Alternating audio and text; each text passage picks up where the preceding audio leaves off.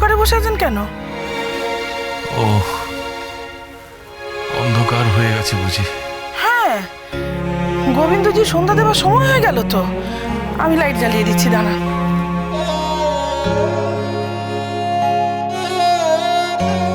আমি খেয়ালই করিনি।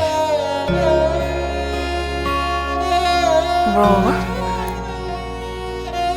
আপনি আপনি খুব ভাবছেন না? ডালির কথা চিন্তা করছেন, ডালির ভবিষ্যতের কথা ভাবছেন না? হ্যাঁ, ঠিকই বলেছিস। ওরা তো সব পাকা দেখতে আসছে। বড় বাবা, আপনি কি সত্যি সত্যি ডালির বিয়ে দেবেন? বড় বাবা, ডালি শিশুর মতো, তো বাচ্চা। ও রাগ করে এই পাকা দেখাতে মত দিয়ে দিয়েছে, আর আপনিও শিশুর মতো ওর তালে তাল মেলাচ্ছেন, ওর মতে ছাই দিচ্ছেন। এখন ডালির বিরুদ্ধে কোনো কথা বলে সেটা হিতে বিপরীত হতো। ডালি যা করছে গোবিন্দকে ভালোবেসে করছে, কষ্ট পেয়ে করছে। ও পারলে পুরো পৃথিবীটাকে গুঁড়িয়ে দেয়। হাতের কাছে যা পাচ্ছে সব ভেঙে চুরমার করে ফেলছে। সবটাই হচ্ছে রাগে। আর রাগটা হচ্ছে গোবিন্দকে না পাওয়ার।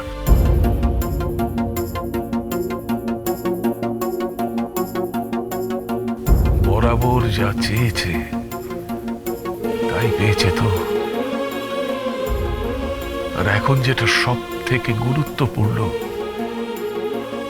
সেটা হলো মানুষের জীবনের ভালোবাসা। ভালোবাসাকে হঠাৎ হারিয়ে ফেলে ও এরকম হয়ে উঠেছে। আমার মনে হয় না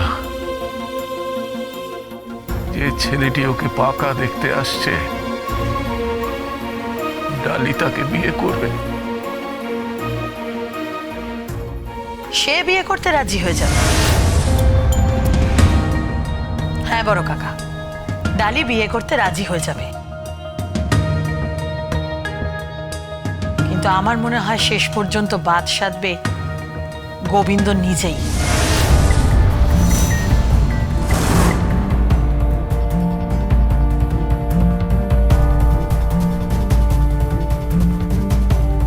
মানে আপনি আজও বুঝতে পারেননি বড় কাকা যে গোবিন্দর টার্গেটটা কি?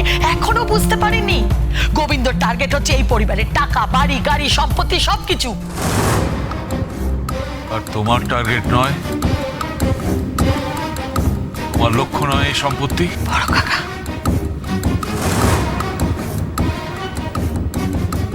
বড় কাকা, বড় কাকা, আমি আপনার আত্মীয়। আর গোবিন্দ আমার পরমাত্মা ছিল, কিন্তু এখন আর নেই। বিয়ের চুক্তি কিন্তু শেষ বড় কাকা। বড় কাকা, গোবিন্দ ডালিকে ঠকিয়েছে, আপনাকে ঠকিয়েছে, এই পরিবারের সবাইকে ঠকিয়েছে, আর আপনি এখনো গোবিন্দর হয়ে কথা বলে যাচ্ছেন। না, আমি গোবিন্দর হয়ে কথা বলছি না। তবে এটাও ঠিক, গোবিন্দকে এত সহজ আমি পার পেতে দেবো না। ওকে আমি শিক্ষা দেবো, ওকে এমন শিক্ষা দেবো যে ডালির কাছে ও নিজেই ফিরে আসবে। এইটা আমি তোমাকে বলে রাখলাম। কেন বড় কাকা, আপনি কি ম্যাজিক জানেন নাকি? হ্যাঁ জানি, আর এমন ম্যাজিক জানি যেটা গোবিন্দ স্বপ্নেও কল্পনা করতে পারবে না। দাদু, দাদু, হ্যাঁ, কি হয়েছে? বলছি বাইরে ওই ঘর সাজানোর লোক এসে গেছে। পাকা দেখায় সুন্দর করে ঘর সাজাতে বলো। ধুমধাম করে পাকা দেখা হবে। হ্যালো, কে বলছেন? বাবু, আমি সেই সনাতন বলছি। আপনার সেই ঘর সাজানোর অর্ডার নিয়েছিলাম। হ্যাঁ, হ্যাঁ, বলছিলাম যে আমার সব লোকজন আপনার বাড়িতে চলে গেছে, ঘরটা কি সাজানো শুরু করবে? জানি জানি, শুরু করুক। আগে বলছিলাম কি বাবু, ওই পাকা দেখার লগ্নটা আপনি জানেন? কেন? না না, মানে ওই কোণে দেখায় আলো বলে তো একটা ব্যাপার আছে না, সেই সময় মেয়ের মুখটা দেখলে ভালো হয়, মেয়েকে একদম পছন্দ হয়ে যাবে। তা আমি সেসব লগ্ন টগ্ন আপনাকে সব পাঠিয়ে দেবো, বুঝলেন কিনা বাবু?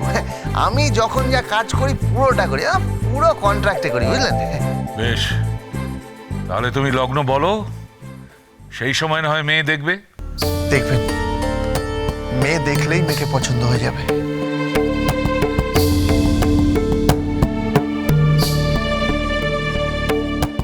আর ছেলে দেখলে ছেলেরও মেয়েকে পছন্দ হয়ে যাবে। রাখছি, নমস্কার বাবু।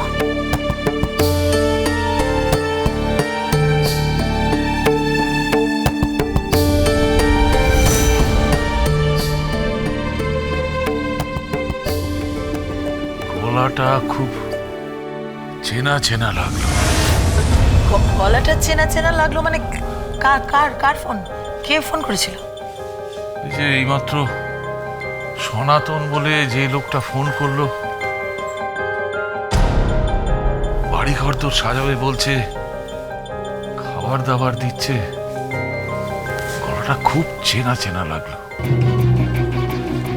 দীপা, হ্যাঁ বড় কাকা। সন্ধ্যা, হ্যাঁ বড় বাবা। বলছি তোমরা দুজনে গয়নার দোকানে চলে যাও, যে গয়নাগুলো আমি অর্ডার দিচ্ছি সেগুলো নিয়ে এসো, আর বাকি দায়িত্বটা আমি একা নিচ্ছি। না না না, জানি না, আমি কিছু জানি না। আমার এই পাকা দেখায় বিরিয়ানি রান্না করতে হবে মানে হবে। বিরিয়ানি? আরে হ্যাঁ, বিরিয়ানি। শোনো শোনো শোনো, লক্ষ্মী সোনা মা আমার, ও বিরিয়ানি লোক বলা হয়নি, লক্ষ্মী সোনা বাবা। বাবা ফোন করো, ওদের ফোন করে বিরিয়ানি রান্না করতে বলো। শুধু বিরিয়ানি নয়, 5 রকমের মাছ ভাজা করতে বলো। মাছ ভাজা। এই শোনো মা, দাদু কিন্তু বলেছে। ঠিক আছে, আমি বুঝতে পেরেছি দাদু বলেছে, কিন্তু আমার কথা শোন। ওর বাবা তোমার কথা, বিরিয়ানির সাথে আর কি খেতে ভালো লাগে? বিরিয়ানি, চাটনি। মাটন চাপ খাবো, মাটন চাপ। বিরিয়ানির সাথে মাটন চাপ। মাটন চাপ? দাদু তো চাপে পড়ে যাবে মা। কি মাটন চাপ? বাবা, মাটন চাপের সাথে বিরিয়ানি করতে হবে ব্যাস। সাউন্ডের লোক আসবে, নানান রকম গান বাজনা হবে। ও, কি গান হবে রে? ওই রবীন্দ্রসঙ্গীত, নজরুল গীতি? না সন্ন্যাসী, পার্টিতে আবার রবীন্দ্রসঙ্গীত নজরুল গীতি চলে না কি? কেন চলবে না? চালু করলেই চলবে। ওই গানটা করে হিন্দি গান ভালো লাগে না। আগে হ্যাঁ, আমি কিন্তু সহমত। আমি আপনার সহিত সহমত। আমিও তাহাই করতেছিলাম। এই যে রবীন্দ্রসঙ্গীত, এই যে নজরুল গীতি, এই যে রবীন্দ্র নৃত্য, আগে কুচিপুড়ি, কথাকলি, ভরতনাট্যম। তুমি কে? হ্যাঁ কে?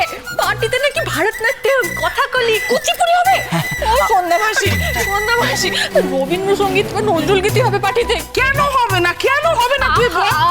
ও শোনা মা, প্লিজ তুমি আর ওনার কথা শুনো না। আমার আরো একটি বক্তব্য ছিল।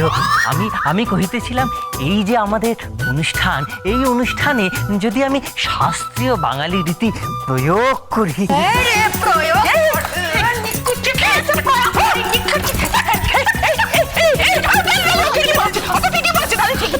আরে কি ঠিক বলেছে? এই জামাই, তুমি চুপ করে থাকবে। আমি বলে দিলাম তুমি চুপ করে থাকবে কিন্তু।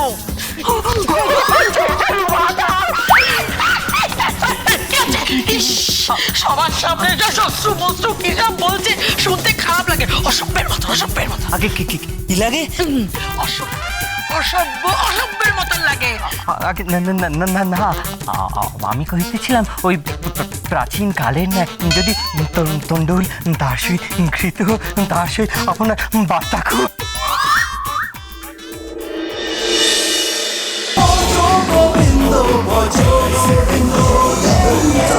Govindo.